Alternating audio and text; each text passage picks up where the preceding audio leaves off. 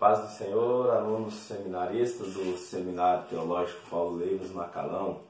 Estamos de volta aqui com mais uma parte dos nossos estudos dos Evangelhos e hoje nós estaremos tendo uma visão panorâmica, um estudo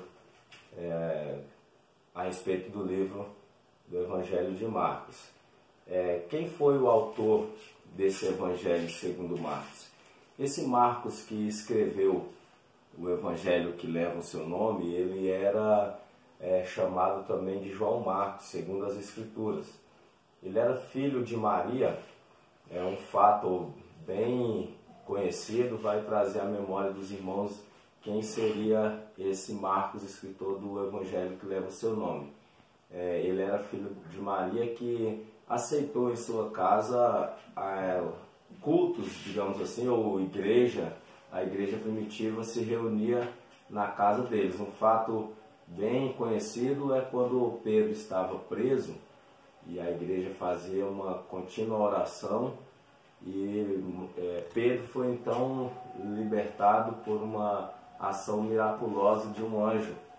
E quando Pedro foi liberto daquela prisão, ele foi até uma determinada casa onde a igreja estava reunida. E essa casa era a casa da irmã Maria, mãe de João Marcos. Esse relato se encontra em Atos 12, versículo 12. Esse João Marcos também acompanhou Paulo e Barnabé em sua primeira viagem missionária. Os irmãos leitores do livro de Atos vão recordar no capítulo 13, versículo 13, na primeira viagem missionária de Paulo e Barnabé, João Marcos ele acompanhou esses dois discípulos, esses dois missionários naquela missão, porém João Marcos abandonou-os no meio do caminho e retornou para Jerusalém. Esse fato até gerou uma certa discussão, um certo desconforto entre esses dois missionários, Paulo e Barnabé, porque na sua posterior segunda viagem, Barnabé queria levar Marcos novamente, porém Paulo não quis contar com a companhia de Marcos porque ele já os havia abandonado em outra viagem.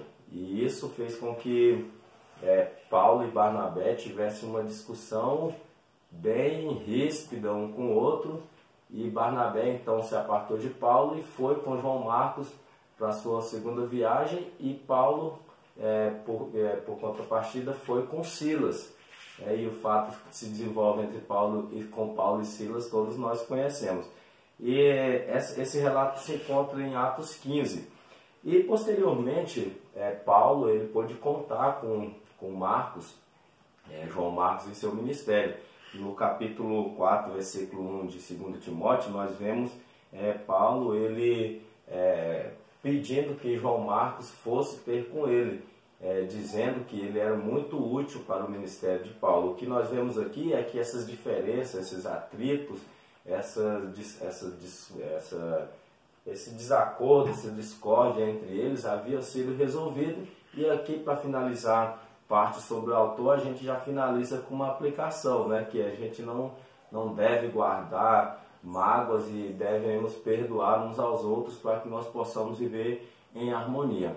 E qual é o tema do livro de Marcos? Então, a gente viu que o livro de Mateus ele foi dirigido ao povo judeu, então ele trouxe um linguajar que o povo judeu entendia. Já o Evangelho de Marcos ele teve o seu direcionamento, embora ele é um tema que abrange toda a humanidade, ele foi mais dirigido ao povo romano. E Marcos apresenta Jesus, então, como sendo o servo do Senhor. E se a gente observar com um detalhe no livro de Marcos, é que ele não apresenta genealogia. Diferentemente dos outros evangelhos, que ainda que pequena, eles apresentam certa genealogia, mas o livro de Marcos não tem genealogia. Por quê? Porque um servo ele não tem genealogia. Servo, ninguém quer saber, digamos, de onde ele veio. E Jesus é apresentado no Evangelho de Marcos como sendo o servo do Senhor. Ela foi escrita a um povo militar, tanto que o linguajar militar é bem nítido nesse Evangelho de Marcos.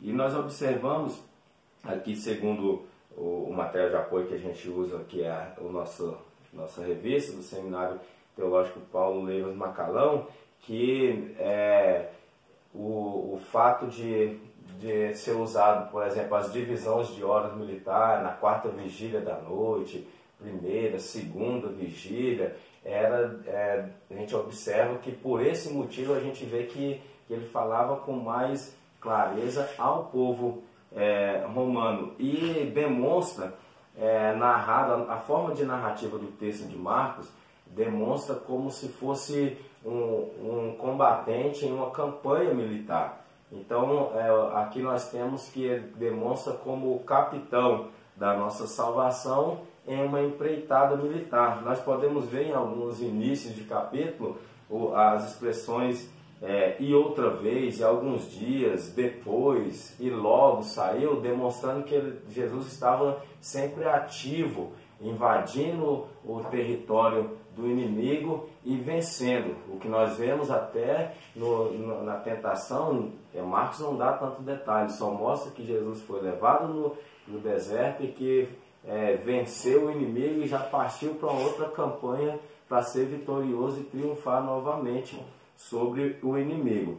Então nós vamos passar a discorrer rapidamente sobre o conteúdo que é tratado no livro de Marcos. Qual é o seu conteúdo?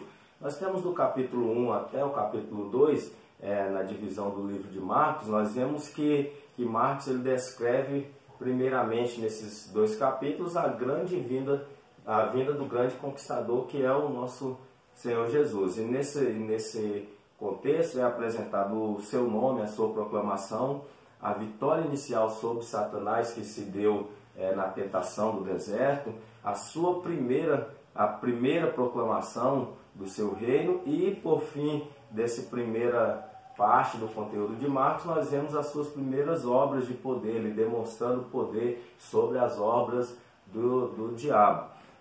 Em segunda parte do conteúdo de Marcos está a divisão do capítulo 2 até o capítulo 8, versículo 21, onde descreve o conflito desse rei poderoso, e ele é demonstrado ali alistando súditos para o seu reino, explicando o desenvolvimento do seu reino, dominando a natureza dos demônios, enfermidades e morte, e sofrendo oposição do povo.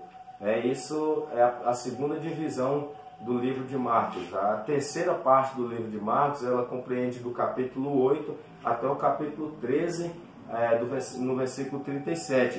E aqui mostra esse conquistador, Jesus, ele exibindo o seu direito ao reino de poder, e ele é apresentado ensinando os seus seguidores e mostrando como se ganha a vitória no seu reino. E ainda aqui, dizendo na segunda parte dessa divisão do conteúdo de Marcos, nós vemos ele reivindicando o seu direito ao reino em Jerusalém por sua entrada triunfal.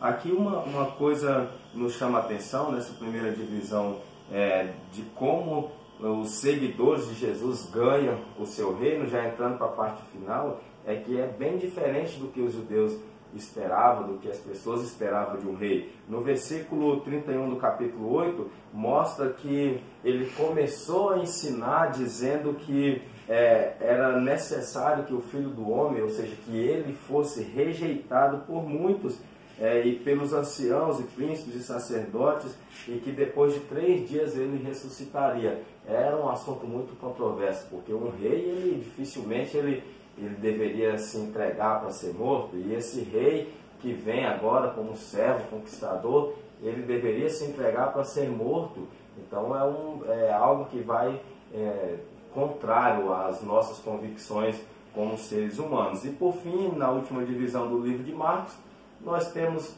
Marcos demonstrando como Cristo prepara o estabelecimento do seu reino por meio da conquista pela morte e também pelos envios de seus seguidores a proclamar esse triunfo.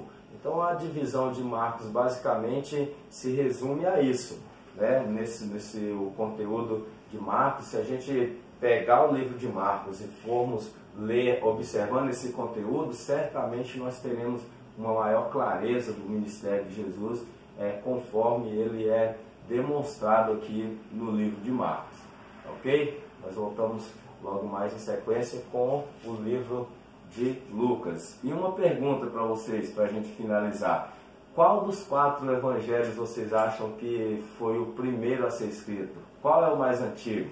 Nós respondemos essa pergunta na próxima aula.